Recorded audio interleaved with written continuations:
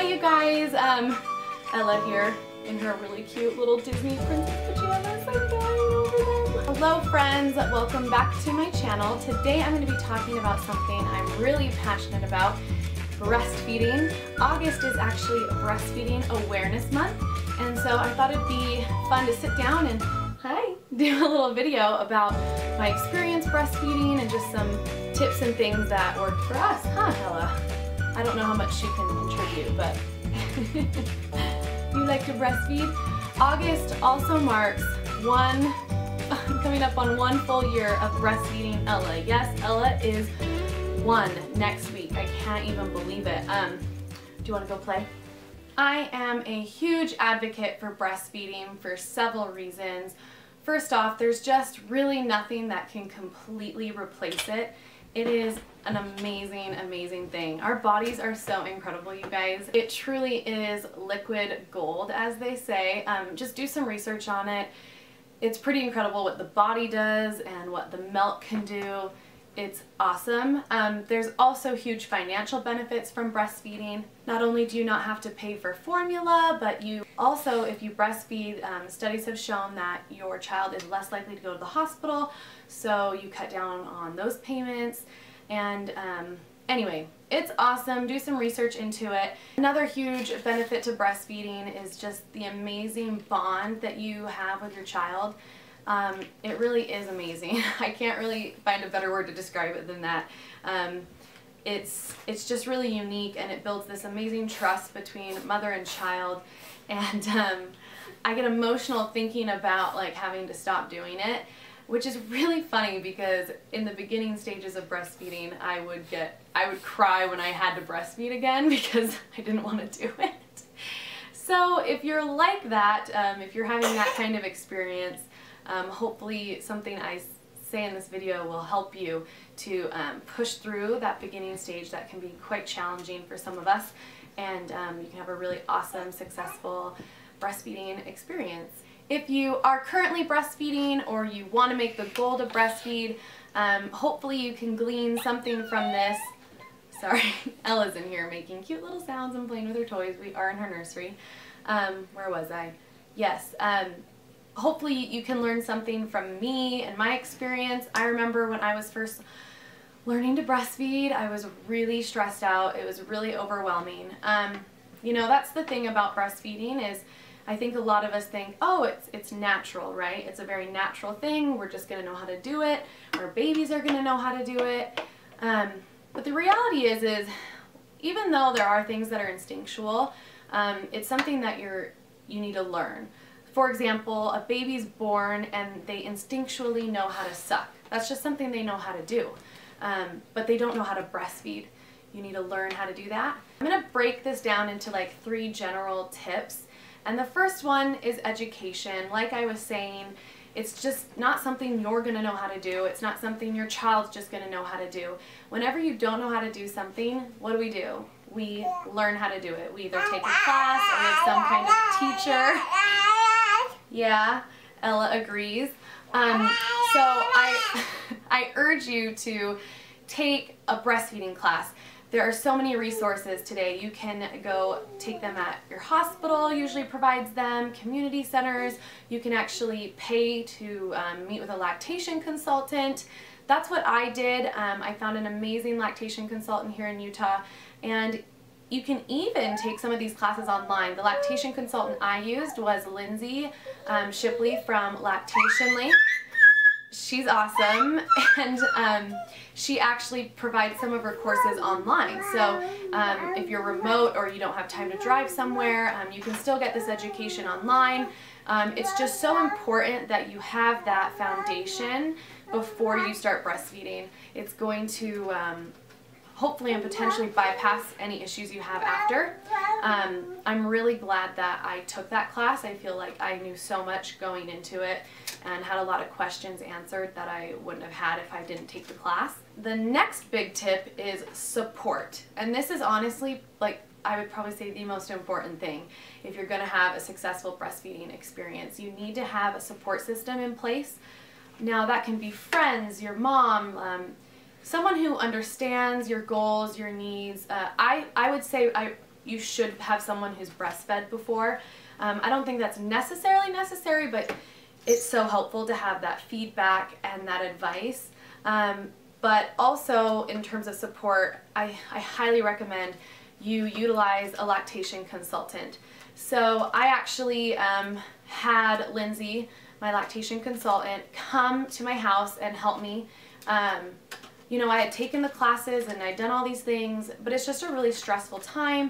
And Ella didn't actually hit her birth weight at her first doctor's appointment, and I was like devastated. I remember just crying my eyes out, feeling like I hadn't been feeding her and all this stuff. And when you're in that state, it's so easy to just want to quit. You know, it's like, obviously this isn't working and I'm just gonna feed her a bottle, and your mindset, it's so easy to find excuses or reasons of why it's just better off that you don't do it, when it can really be such a quick fix.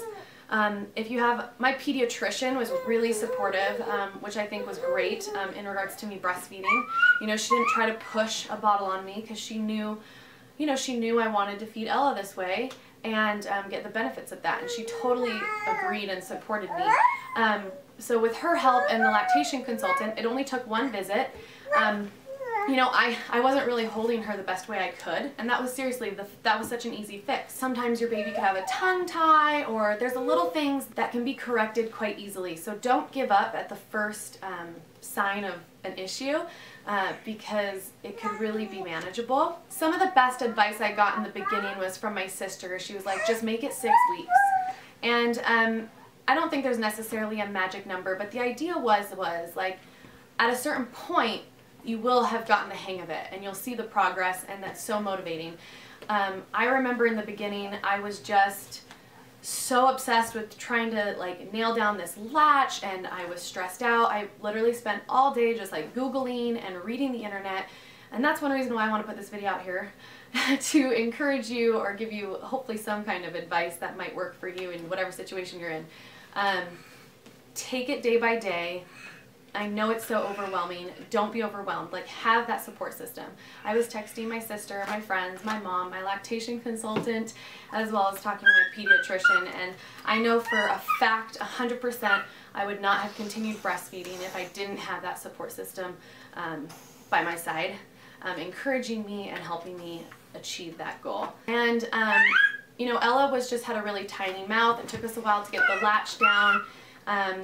And I would say it took about like 2 months before we were just like super comfortable breastfeeding. So it can take some time, but I'm here to tell you it is so worth it. I'm so glad I did it and pushed through those initial stages that were hard. And that brings me to number 3.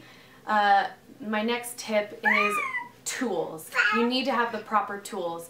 So you have your education, you have your support system. One of the main tools I used while breastfeeding was a pump.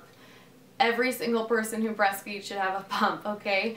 Let me tell you why. I would not have been able to breastfeed long term if I didn't have a pump. Just wasn't realistic for me to stay home all day, every day, and be there when Ella needed to eat. That's just, it's not possible. And I mean, I wasn't even really going out much, okay? I mean, I'm with Ella at home like 99% of the time, but there were times where I want to go out, or you need to go out, or especially if you're working, you're gonna have to have a pump to be able to pump milk for your baby when you're not there. Alright, so this kind of goes against all the advice you'll hear. I was advised against this, but I did it anyway, and here's why, and it worked for me. They tell you not to introduce in the beginning like bottles or pacifiers because you don't want the child to have nipple confusion issues.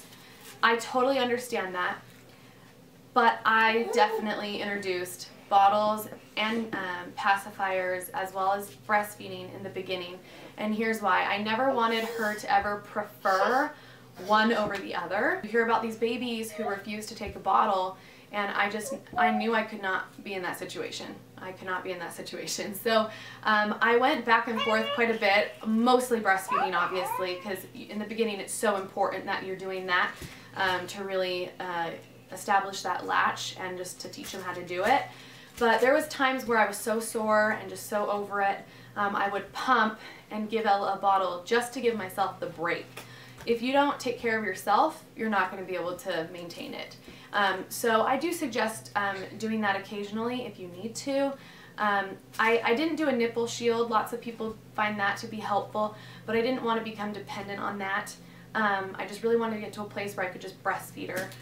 So I gave myself that break occasionally, and I do feel that like her having the bottle introduced occasionally made it so when I did need to leave for the first time, there was no issue there with her taking a bottle. Another awesome thing about pumping is you can store all that milk. So for example, Ella was an amazing sleeper. Thank you. She was incredible. She'd sleep through the night, but my milk hadn't made it quite to that point yet. I couldn't sleep all night. So I would wake up early in the morning, I would pump that milk, and I would save it. So in the morning, I would pump and save that milk, and I have so much milk, you guys. I would use that milk whenever I leave. I still have some. I'll be able to be giving her some of that even after I'm done breastfeeding. It's really awesome to be able to save that milk, especially in the beginning when you're really engorged and you're still establishing a milk supply. It's really awesome for that. Munchkin actually has a line called Latch, and they have bottles designed where the nipples are really similar to a breast. So yeah, it's designed to reflex and just kind of act as a true breast.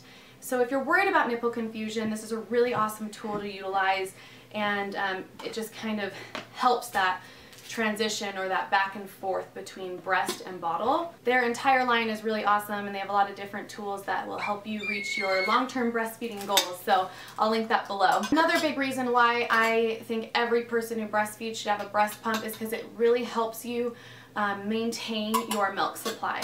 So when you do need to leave and you've pumped a bottle for your baby to drink, you need to make sure you've pumped for that feed. Let me explain it a little better. Okay, so there's a phrase they use in the breastfeeding community called use it or lose it. If you don't breastfeed often, you're gonna lose your milk supply.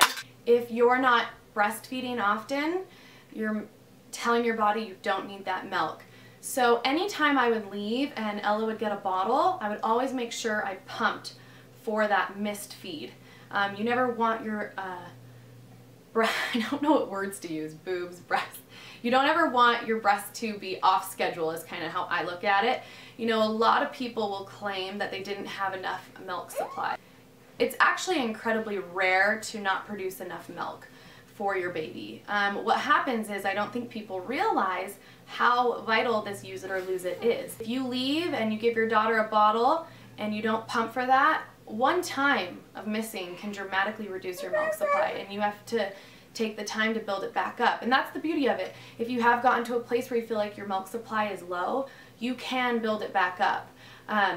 There's foods you can eat, pills you can take, just breastfeeding and pumping extra times.